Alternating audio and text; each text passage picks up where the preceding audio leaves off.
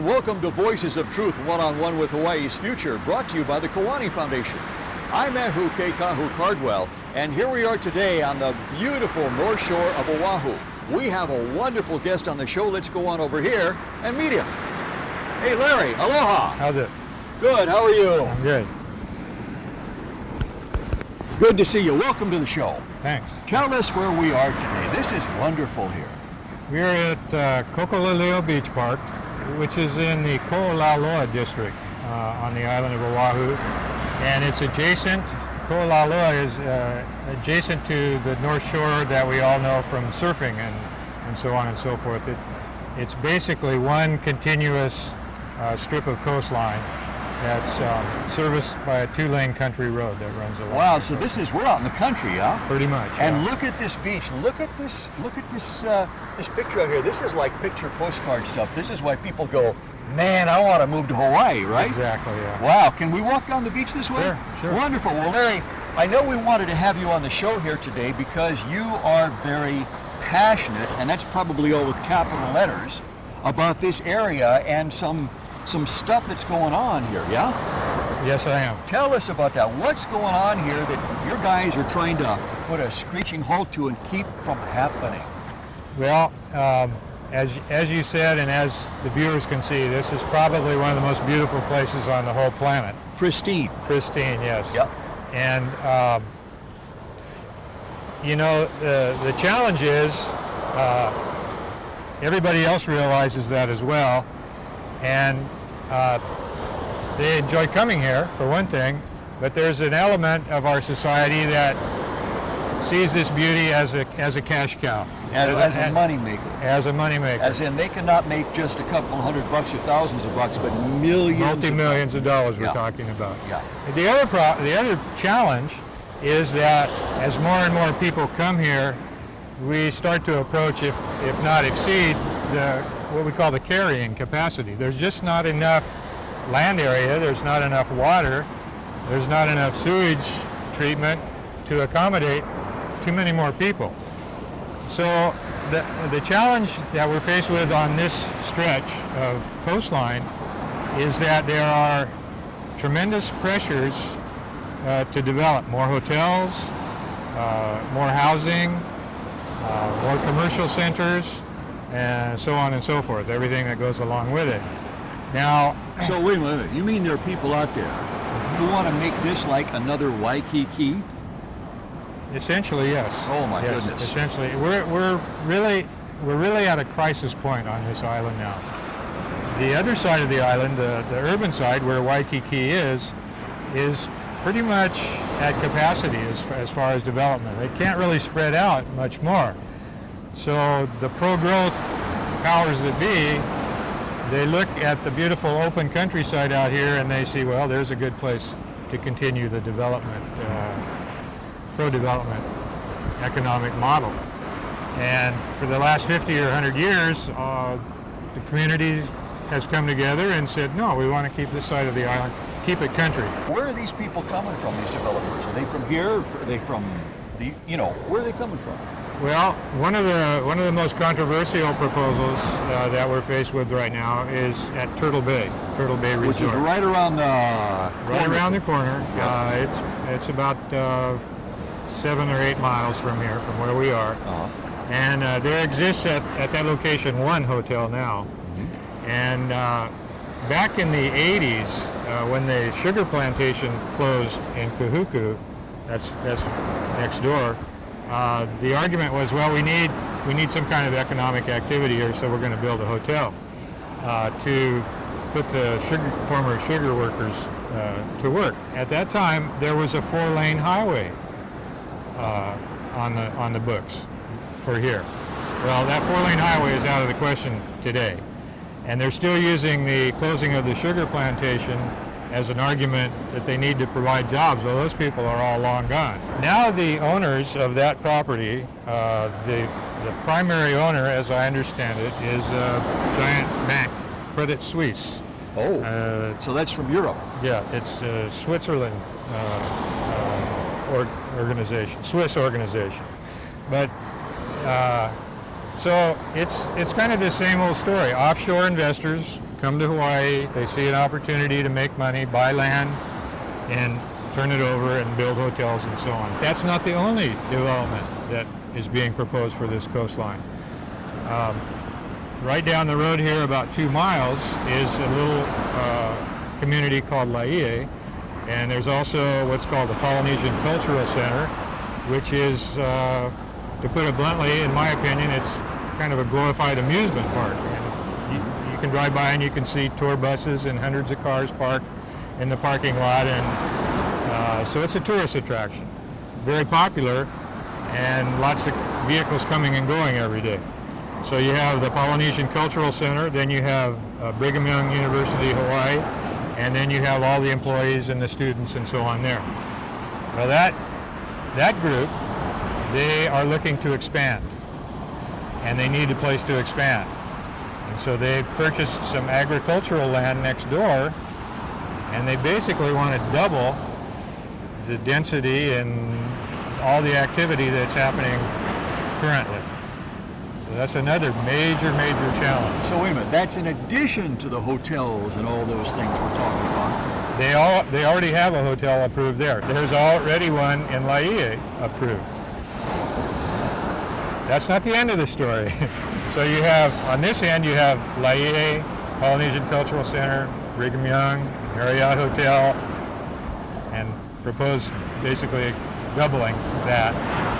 In between there and Turtle Bay is another Florida-based developer, Continental Pacific, that has purchased, I think it's at least 100 acres, and they're looking to build homes and luxury homes. So Larry, I mean, these developers, they're not from here, they're from the U.S. and Europe and other parts of the world, yeah?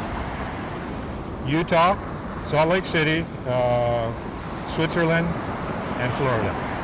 Wow, that's truly amazing. And that says to me that they really don't have the appreciation or the sensitivity towards not only what Hawaii is, but what this particular area of Oahu is. All they're looking at is green, not the green from the beautiful plants and trees here, but the kind of green that we have in our wallet, yeah? That's the way it looks to me. Larry, how long ago did you move here to Hawaii? Well, I've been here, believe it or not, for 50 years. 50 years, half a century. Where'd Yeah. you come from? I came here from Long Beach, California, No kidding. in 1962 to go surfing, Yeah. like a lot of other people. And interestingly, in 1962, I actually came to this beach and went surfing out here Wow. several times. Right out there. Yeah. Amazing. Yeah, and I fell in love, I fell in love with this place. And I basically made up my mind that this is where I wanted to, bring my family and spend the rest of my life. Wow. And so you did that. Yeah. And then after you moved here, then some things started to happen, right? Yeah, for the first, let's say 10 or 15 years, I'd never got too involved in community affairs. I was busy, doing my thing, surfing and building surfboards and so on. But at one point I attended a community association meeting, and I heard a consultant who was representing a developer trying to persuade the community that this development was a good thing. And I'm listening to this person, and what he was saying wasn't making a lot of sense to me. He was talking as though the development was already a done deal. He was always using the future tense. And I thought to myself, now wait a minute, he's asking us to support a zone change so that he can do his development, but he's talking like it's already a done deal. This guy's trying to sell me a bill of goods. That's kind of what I thought. So some psychological trickery, in other words. Exactly. Yes. And it kind of got my dander up a little bit. I don't like people to try and BS me, and that's exactly what this person was doing. Yes. And when I think back over the years, I think that was one of the key things that got me involved in attending meetings and asking questions and submitting testimony and taking a hard look at what was happening. So that guy actually flipped the switch in you, where you went, you know what? I ain't sitting still for this. Exactly. Wow. Exactly. So what did you do? How you decided to get involved, huh? Well, they were, once again, this was in Sunset Beach, and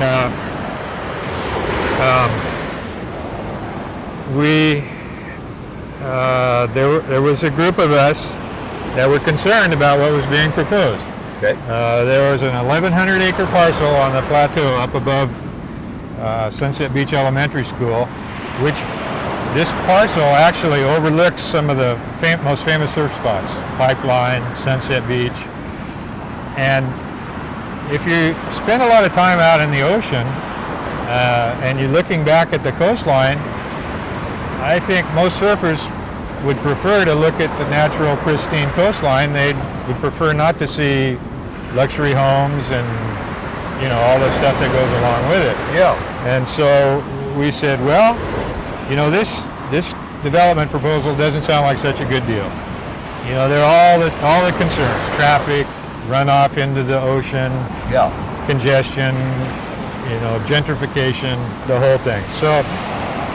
So we started questioning and challenging not only the developer and the developer's consultants and representatives, but we started challenging the politicians that looked to us like they were going to grant the zone change and convert agricultural land to residential. Wow. So we found, unfortunately, and this is pretty typical, is that you can present a valid, solid argument to politicians, but unfortunately the money and the power and the influence wins out. So many times your only recourse is in the courts. So we had fundraisers and we hired attorneys and we filed lawsuits. We followed one lawsuit all the way to the Supreme Court. The U.S. Supreme Court? No, Hawaii State Supreme Court. Unfortunately, we lost at that level, but by then the economy had taken a turn for the worse. So the owner of the company decided, well, this is going to be a long battle and a losing proposition. So we came up with an alternative for them.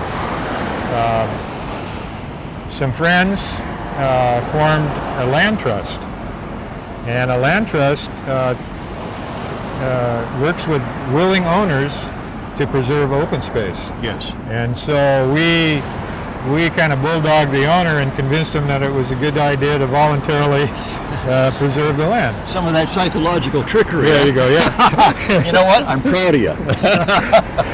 Whatever works. Yeah? Exactly. Whatever works. And we've learned a lot of tricks from the developers. Exactly. Yes. They've taught you as much as you've taught them on that. Exactly. Yeah. Yeah.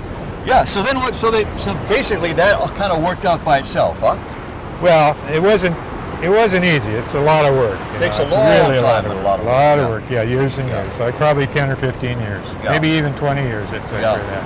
Yeah. And just another interesting insight is, on the developer side, all of those folks are getting paid. You know, they're highly paid, skilled professionals. Right. On our side, it's all volunteers. Yeah. Grassroots. Yeah, it's grassroots volunteers, and I don't want to sound uppity or anything, but I think the volunteers are maybe a little more pure than the professionals that are getting paid to do what they do. How about this? They're probably more pure, but they're also a heck of a lot more passionate, aren't they? Yeah, I don't know. People do strange things for money. They get pretty passionate about making money. That's true, but they don't live here and you guys do. This is your home. Well, you got a point there. Yeah. Yeah, when you're fighting for your Mother Earth, it's right down to the nitty-gritty. Yeah. No, that's true. Why is this important to you? Well, I mean, this is what life is about, you know. Standing here on this beautiful beach, looking at the mountains, beautiful ocean, clean water, open space. This is my temple. This is my church. I was actually inspired early on by some folks further down the coast toward Kahaluu. Way before I got involved, I would see in the news and on TV, you know, in the newspaper and on TV about the the land use fights that were going on down in this neck of the woods, and those people, it really inspired me. You know, Wow. and they were victorious. Wow. And they did the same work that we're doing today. Wow. So did those folks down in Honolulu come up and teach you guys the ropes and how to do this stuff? Informally, yeah. We get together, we compare notes and figure out, you know, what to do, you know, how to proceed, Wow. strategize. Yeah. Wow. So really what we're talking about here is, I mean, this is it's really a life dedication, yes, to preserve quality of life for. Exactly, and you know the thing is, it's intergenerational. It's one of the guys, old timers from down this side. He said, you know, we've been doing this for 50 years, and it's not going to stop. So my son is very active, very, very active, and we've kind of, you know, cast a wide net. We've got a lot of young people involved. Even my grandson, he's down waving signs by the room. Really? How old is he? 5 years old. So you're training them young. Exactly. You're inducting them young. You don't wait. Exactly. But that's important, isn't it? To teach them from when they're this tall Yeah. what this is all about. We were able to preserve 1,100 acres of coastal bluff Wow. above the most famous surf spots in the world, and now the property is owned by the state and the city and county. So It that's can kind of- never be developed, is what you're saying. well, never's a long time. But Okay. Hopefully, that's the best we can do for now, for sure. Wow. And it's yours and it's mine and it's everybody's But that- to enjoy. Sounds to me like that was a very significant victory. Yes, it was. Yes, And it was. probably was one that made you guys really juiced you up and said, you know, if we can do this, what can't we do? Yeah? Well, it provides a real good model and, Yeah. and a real good example of what can be done. Yeah. You know, when you set your mind to it. So you wanted to move forward and you got engaged in some other battles, yeah? Yes, yes. But some of those you lost. That's right. Okay, That's right. so tell us about those. Well, there were two happening at the same time. Waimea Valley, which is probably one of the most significant cultural areas on this island, Yes. was under threat. It was in jeopardy. And at the same time, there was a property on this end of Sunset Beach that had originally been designated as a public park. So our council person basically said, well, we can't do both. If you guys want to preserve Waimea Valley, we're not going to be able to have this park. So the park ended up being a gated community with multi-million-dollar homes. So I consider that a loss because it was a beautiful, you know, equally as beautiful as this beach. In my opinion, should have been a public park. Larry, how did that make you feel having to choose? Well, that's tough, you know. Yeah. It's a tough one. The council member that I'm talking about wound up in prison for a year. not as a result of that, but some other shenanigans. Yeah, but that's called karma. Yeah. So I guess what I'm trying to get at is I'm not so sure we had to sacrifice the park. Yeah. You know, there may have Yeah. been something else going on. And that must be tough Yeah. to, Yeah, it is. to remember. Yeah. Yeah. And then victories. There was a shopping mall and mini mall and so on proposed right across the highway from a marine sanctuary, and it just didn't make sense. So we caused a big commotion about that. We got that one at least deferred for now. A hotel proposed on public parkland in Haleiwa that we think we've got that one held off, at least for now. And there are probably half a dozen agricultural parcels that the Land Trust has helped facilitate preservation. Several thousand acres in the North Shore district, North Shore and Ko'olaloa district. So Larry, it sounds to me like at any given time you guys may have anywhere from 6 to a dozen battles going on, yeah? Or things you're looking at. More than that. Really? Oh yeah. Really? Yeah. Like how many? Well, on this side of the island, on what we call the North Shore, I believe that there's approximately 50 or 60,000 acres of land for Whoa. sale.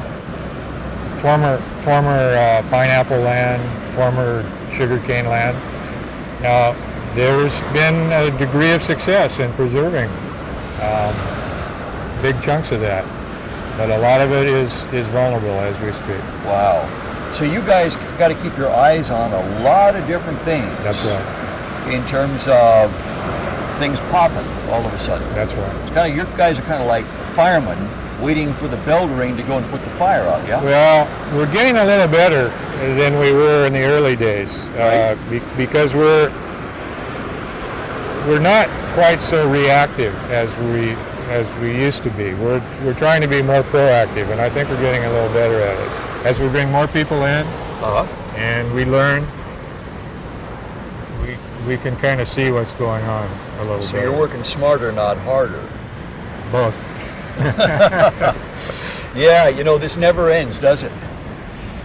Well, I wish it would, but it's you know, when you say it's work, it is work, but it's good work. You know, you get to meet new people, you build community.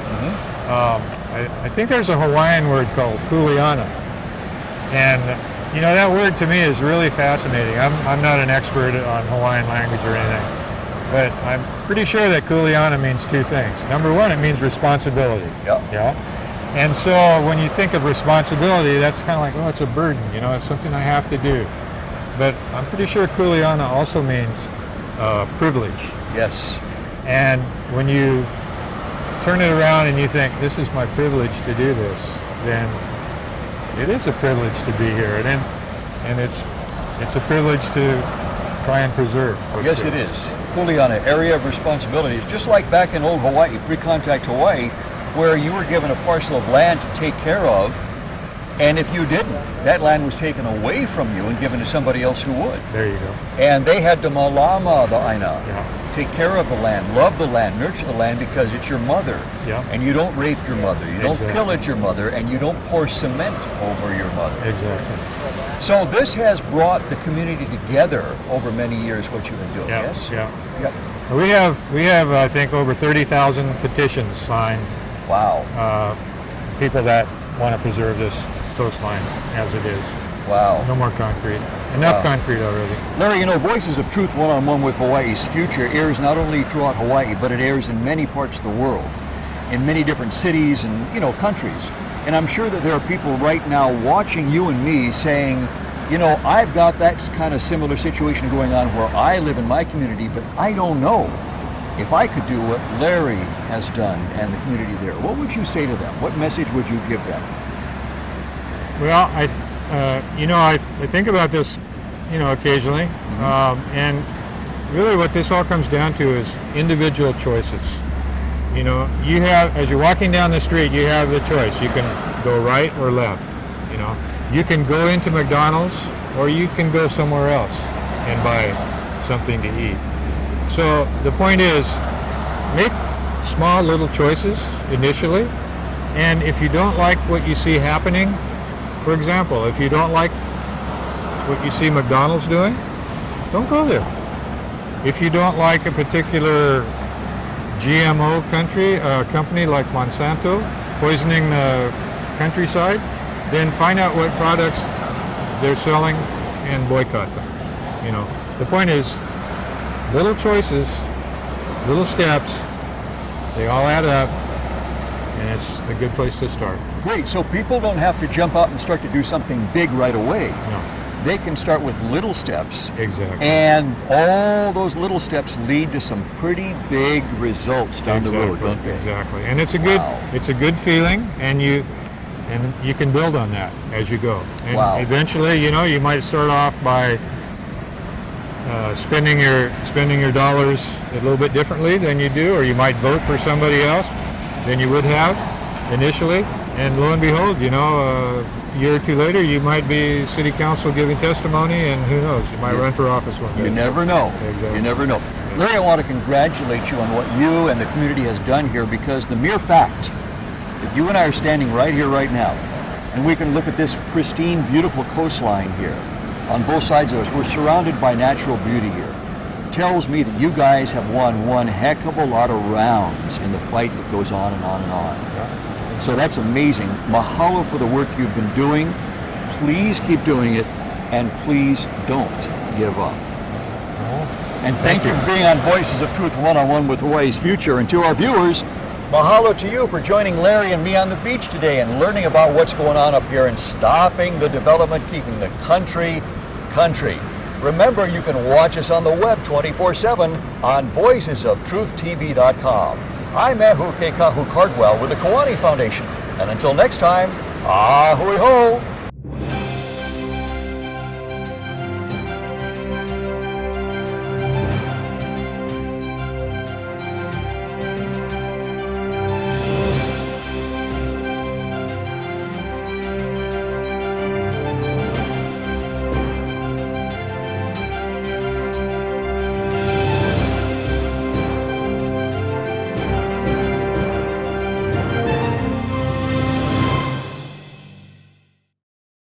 Mahalo for watching Voices of Truth One-on-One with Hawaii's Future.